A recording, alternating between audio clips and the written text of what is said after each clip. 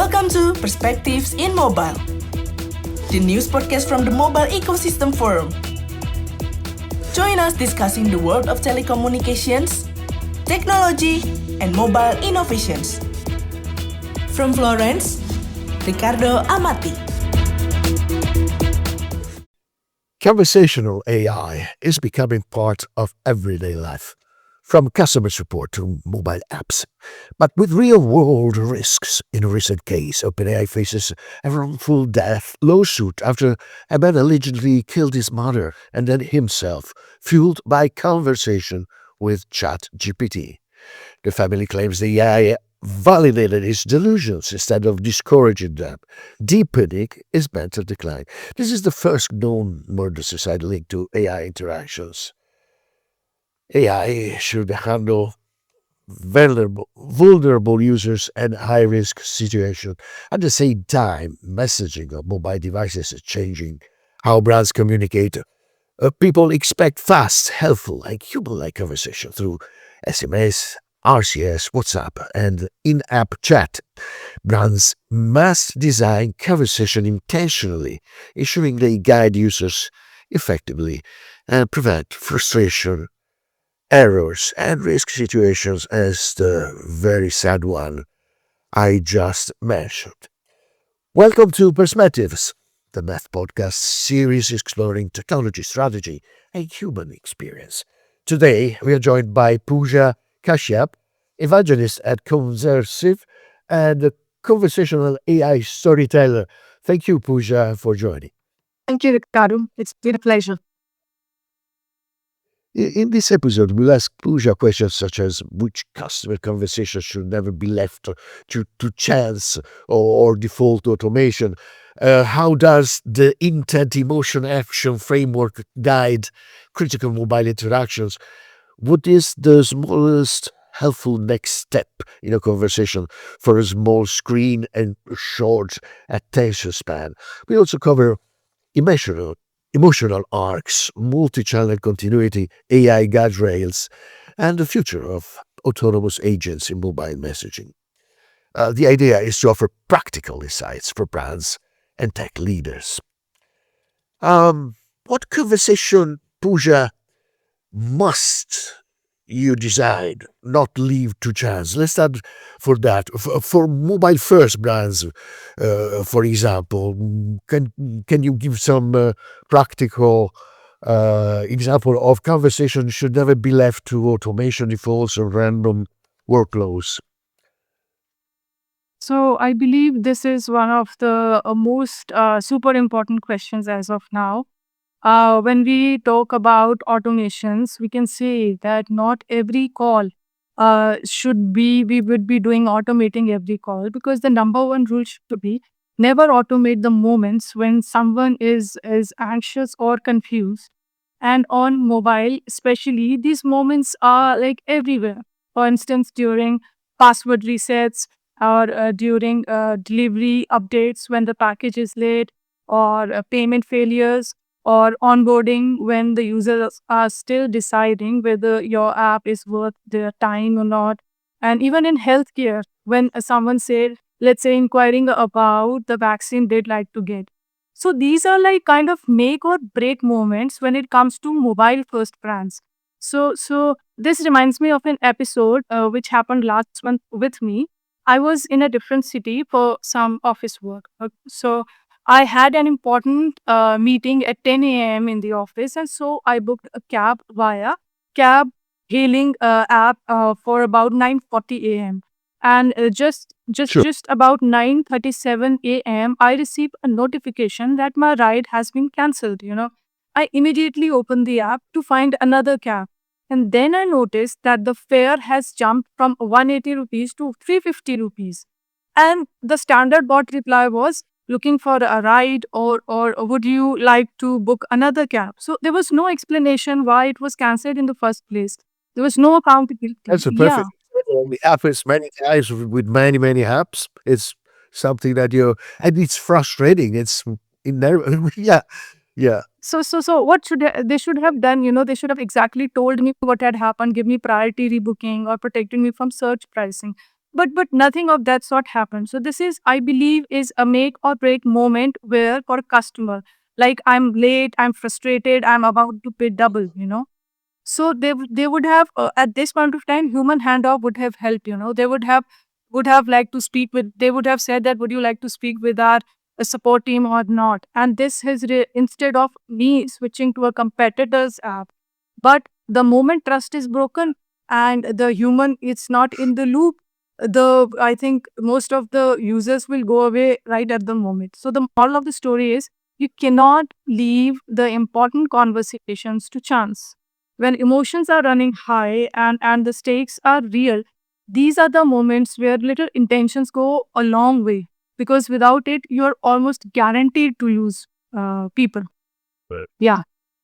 You were mentioning emotion. In an essay you wrote recently, there is a powerful model: Yes. intent, Yes. emotion, Yes. action. How does that sequence reshape high stakes mobile conversations such as support, onboarding, or critical notifications? The example that we were just um, giving to our audience. Yes, yes. This framework completely changed how I used to think about interactions. The thing is, when someone reaches out on a high stake moment, three things are happening at the same time. The intent, what they want, something specific at that point of time. Number two is the emotion. That's what they're feeling at a certain way about it. And the third is action. They need to know, the users need to know what's happening next. So let's take a use case of a fraud alert on a banking app. The intent is clear. If someone gets a fraud alert, the intent is clear that they want to know if this charge is legit and they want to stop it right away. And the emotion, of course, it's panicking. And during that emotions, during that panic situations, certain questions are bubbling up in users' head. Something like, is my account drained? Did someone steal my identity? Or am I about to spend my weekend on hold with fraud department? So if your notification just says, unusual activity detected with a generic link, you've already ignored that emotional layer entirely. So the action part is where you can earn the trust. Then you have to give them immediate clarity. Like for instance, we have blocked $300 charge at an electronic store in, let's say, in Miami. Was this you? With the two buttons. Yes, it was me. No, freeze my account. Done in 10 seconds. When you nail all these three components together, the intent, emotion, and action, people feel supported. They don't feel like they're navigating in a maze and there's no one to listen to them. So that is what conversation design is supposed to do. It is very important, and many apps, that don't do that, and I don't think it's so difficult, and it's so frustrating.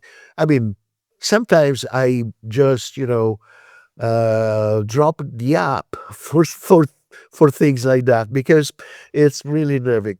Um, in mobile messaging, attention is fragile. Yes. The screen space is Yes. tiny. How do you define the smallest helpful next step in a conversation? What Yes. could Yes. help really? In mobile, you've got only 3 seconds to capture someone's attention before they swipe away or get distracted by a notification. So I would suggest the smallest helpful next step is whatever gets them closer to resolution without making them think too hard. So although it's not a Right. cleverest step, neither is the most comprehensive one, but it's one that feels obvious and easy in that exact moment. So here's a test that usually I do. The test is, if someone has to read my message twice to figure out what I'm trying to say, so I've lost it there and then. So let's say somebody is onboarding onto a healthcare app to book a vaccination.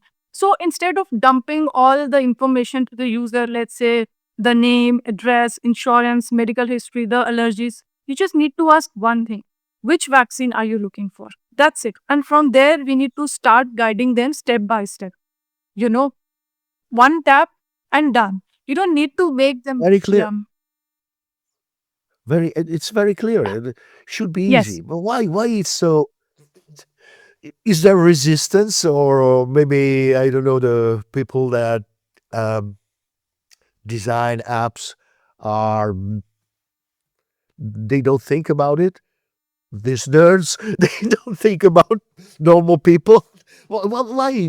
I mean, so many apps today are not taking into account this part, the conversational part, the conversational, idea of the, which is the base of what we are talking about. We are talking about messaging. Yes. We are talking about, talking to people. Yes, this is a very interesting insight. And when I personally landed onto this insight was couple of months back. I was working on this platform and I was having some back end issues. So what I did was I obviously went to the help section when the chatbot appeared. And I was stuck, even the chatbot was there. I was stuck with this endless loop and I almost wasted my 10 to 12 minutes. And still, I was nowhere close to the resolution. And then it got me that I'm trying to have a conversation with this thing, but it wasn't listening. As you pointed out, why don't these people understand? So the point is here the conversation design comes into play. It's conversation design is all about planning how people and system actually talk to each other. And it makes that Sure. interaction feel natural and organic. Now, the problem is not with the technology or with the infrastructure. It is there. The problem is the conversational quality. That is the thing which is missing. So we need to create dialogues, not designs. We need to create dialogues. When we understand the thing that we need to create dialogues, technology and infra will fall into the right places. So for telcos, financial services on mobile phones, CPaaS platforms, what emotional arc should a well-designed mobile experience follow? Yes, because I believe that these verticals that you mentioned, telcos, financial services, and CPaaS platforms, I think the people behind them are obsessed with speed and efficiency. You know, but they forget that people aren't robots processing transactions. They are humans who are emotional by nature, and even even for a mundane task like paying a bill, they have to pass through that emotional journey. So the arc that I advocate is clarity, confidence, and closure. Clarity means when somebody opens your app or message, they shouldn't have to decode the message. It should be clear, like your payment of $12 in due in 3 days, instead of saying account update required. Just be clear in the very first go. And second is the confidence. We have to reassure them that they are in control of everything. Whatever they are being doing. For example, we need to show them progress. We need to acknowledge their actions. For example, got it, your payment is processing, does wonders. Okay. But the better statement would be your plan will renew automatically on December 15th and you're all set. And the third part is closure. People need to know that if the story is over or not. Not, I mean, if we would just mention done, that will won't do much, but we need to offer them gradual steps like your payments went through, your next bill is cycle is on, let's say, January 15th, and tap here. So that is a closure. It tells them that they can move on. So this is what I believe in when we talk about a well designed mobile experience. The three things: clarity, confidence, and closure. And I mean, you noted that brands still underestimate Yes, this at the moment. yes, yes. How long does it?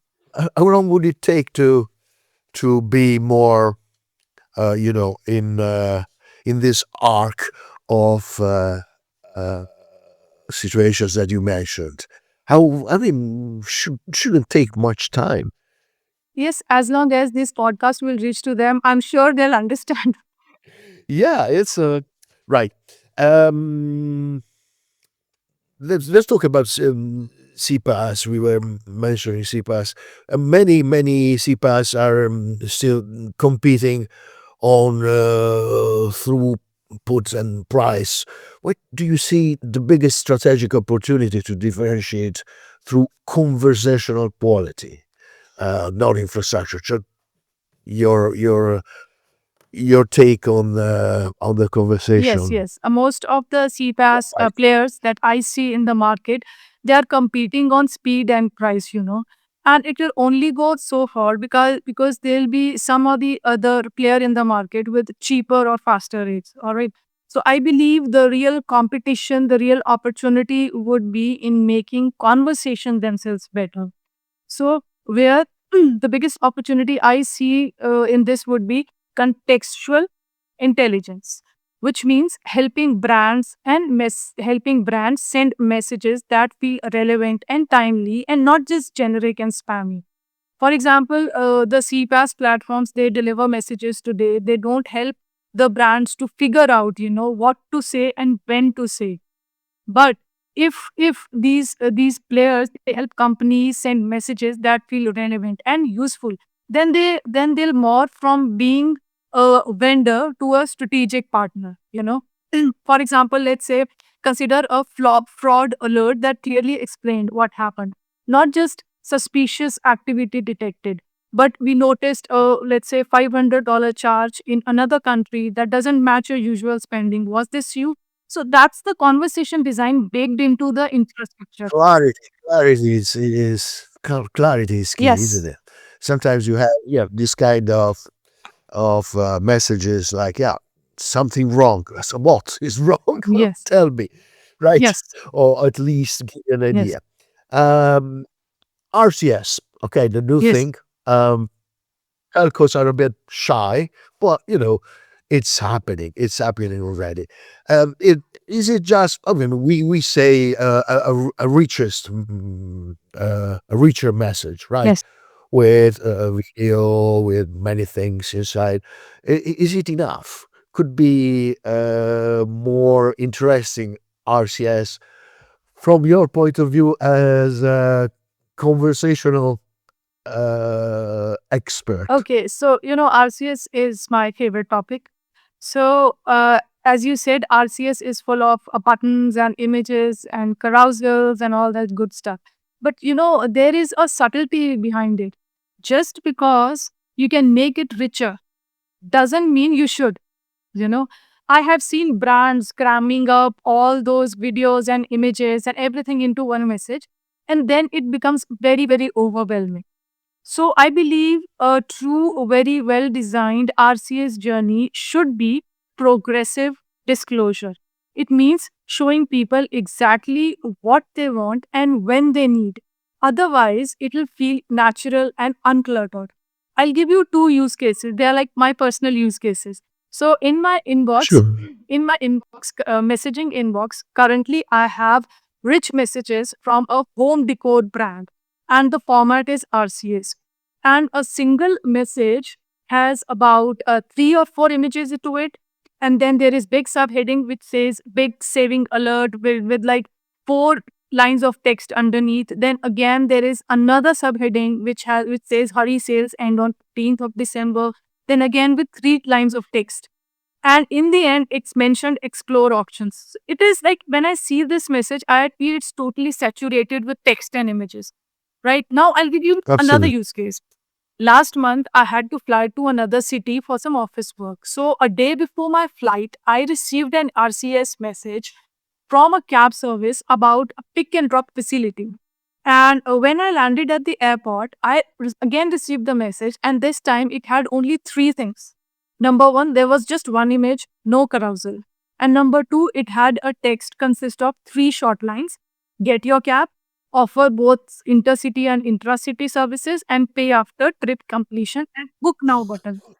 So there was a simple and straightforward. So coming back to your question, a very well designed RCS journey should not be a cognitive overload, as is was case with that home decor brand. The idea is not to bombard users with features and images. Rather, it's about anticipating what they need in each moment and delivering just like that. So RCS gives us the tool to do this beautifully. But we should not be throwing flashiest messages every time. That will be one that make experience feel intuitive and genuinely helpful to a user. Multi-channel continuity. Mm-hmm. There are different channels. Mm-hmm. People switch between SMS, WhatsApp, Yes. chat, email, Yes. voice, everything. Well, design principles help maintain one coherent conversation across these fragmented mobile touch points? What should they think? Operators that move, uh, you know, um, that provide different Yes, channels. yes. This is a very important question because people will switch channels. They'll start in one app, then they'll continue on WhatsApp, then they'll call you, and when they're frustrated, they're going to email as well. So, because if these touch points are feels disconnected, you've lost them. So, there are three designing principles that help maintain one coherent conversations across all touch points. Number one is shared memory, right? The system needs to remember the conversation no matter where it happens. So if someone tells you their order number on WhatsApp and if then they call you, you don't they don't need to repeat themselves. If they need to explain their issues again over the chat or again over some other touch point, then it is not done. The phone agent should already know it. The agent from the brand side should know it. And this is called the multi-channel orchestration. And when you get this right, the whole experience feels smoother and a lot more human. And the second is consistent tone. The brand name, the brand tone should remain consistent across all the channels. So if you're friendly and conversational in the app, you don't have to switch to robotic or formal tone again over email. People notice that inconsistency and it feels like they are talking to different companies or different departments. So we need to focus on just one tone. And the last is seamless escalation. Not every conversation can be handled in the chat. There are some conversations which we understand that AI has limitations. So there is some chat. There is a need of human in the loop. So the key is making the handoff feel smooth. Don't and here also again people don't need to start over their conversations again right from the order number. The best systems I've seen they say something like this is getting complex, want me to connect to a specialist, or I can see this is urgent, want to switch for a quick call and something like that. So for the customer, there should be one conversation with the company, not five different threads or five different departments. When you nail all that, people feel heard and respected. And this goes a long way for the brands as well. Mhm. What when brands design mobile flows, what changes when they start from the user's decision state instead of the brand's message or script? Uh, what decision is the user trying to make right now? What happens there? See, suppose a user has bought certain things from a brand, let's say a sneaker from a brand, but now they want to exchange it. So, first of all, they'll go for the app, obviously, for the exchange thing. And if they do not receive any response, they'll try to the next channel, whatever channel they are on. In case of India, people are very active on WhatsApp groups. So, WhatsApp is like a go to channel for them. So, then they start coordinating or touching base with the brands via WhatsApp. After that, they might go to the telephones or emails or stuff like that. The point is that we all are having smartphones, and smartphones are rich with apps. And whomsoever and the consumers don't expect that they would go to the particular app or particular brand or particular store. So they expect that brands will come towards them. So in case of who's touching base whom, I think brands should have to be very careful. They have to be very choosy that they don't have to be choosy, they need to reach to the customers where they are at that point of time. That is why I believe that this orchestration things comes into play, where they collect all the user data across the channels into one particular system.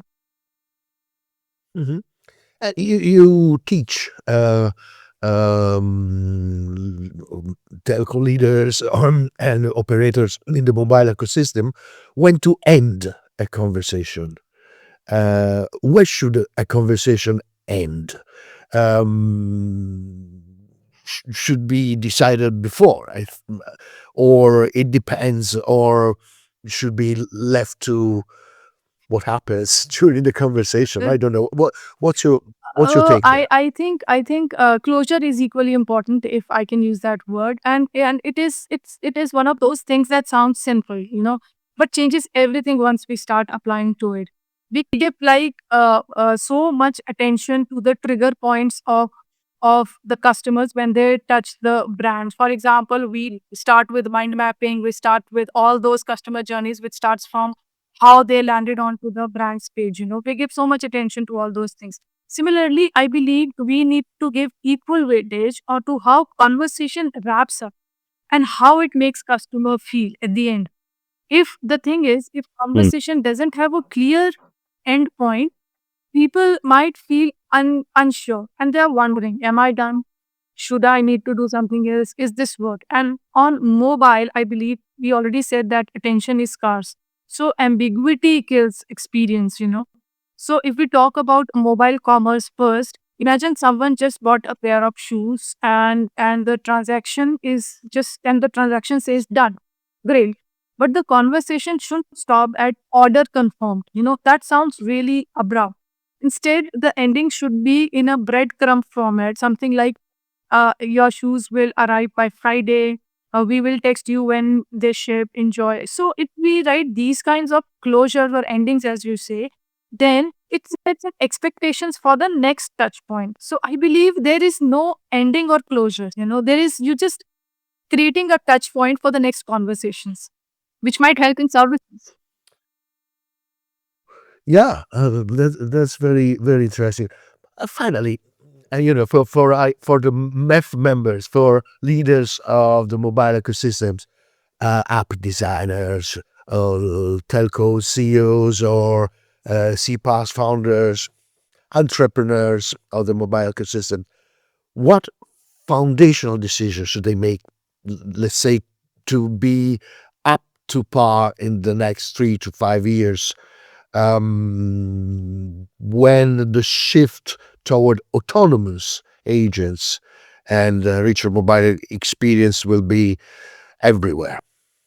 That is an interesting question. If I could give one piece of advice to leaders in this space, it will be something like stop thinking about messaging as a channel and start thinking about it as a relationship layer.